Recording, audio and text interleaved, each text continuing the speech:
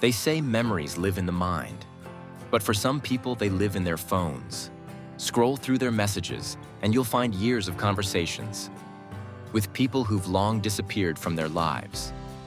Not because they're lazy, but because deleting those messages feels like deleting a part of their story. Ever wondered why some people just can't let go? Psychologists say this tiny digital habit, the act of keeping old texts, reveals something much deeper about how we love, remember, and heal. And once you understand it, you'll never look at your phone the same way again. When we talk about memory, we often think it lives in our head. But in the 21st century, memory lives in code.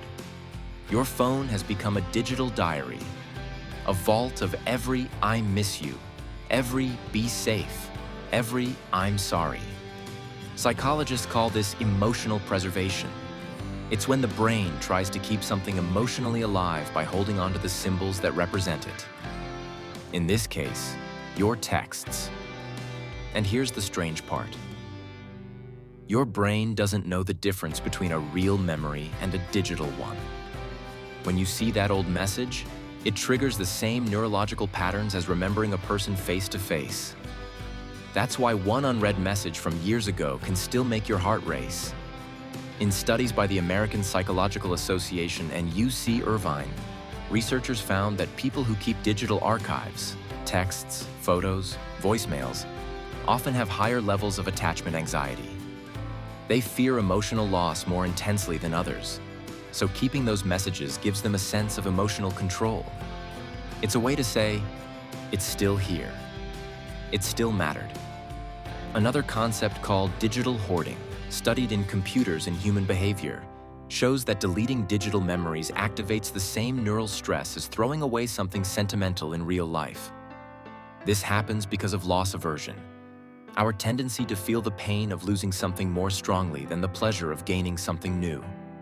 Simply put, we'd rather hold on to old pain than risk feeling empty. The 5 psychological reasons. 1.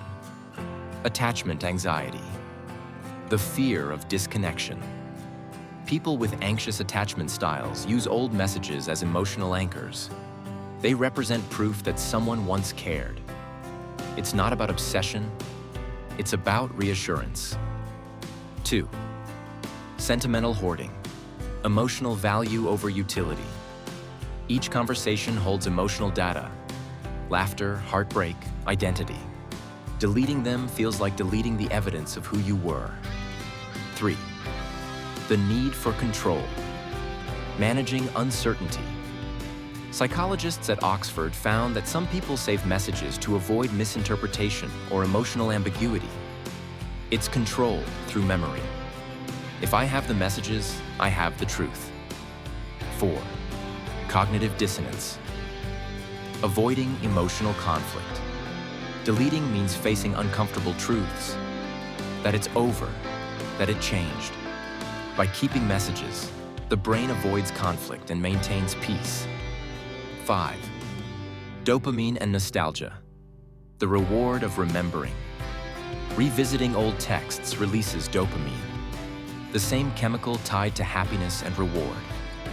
It's why even a painful conversation can feel comforting, because nostalgia tricks the brain into feeling safe.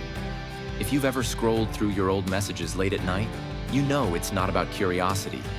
It's about connection to a moment, a feeling, a version of yourself you haven't met in years. That's not weakness, it's human nature. Because the brain doesn't like endings. It prefers loops, things that feel unfinished. And so, we scroll again, hoping to feel something familiar in a world that keeps changing too fast.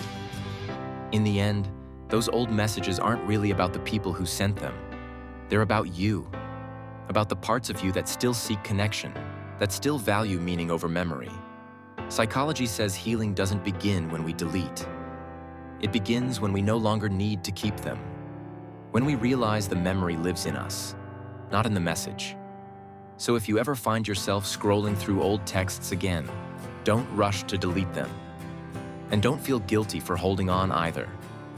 Just notice what they represent. Because one day, when you're ready, you'll let go. not because you forgot, but because you finally understood.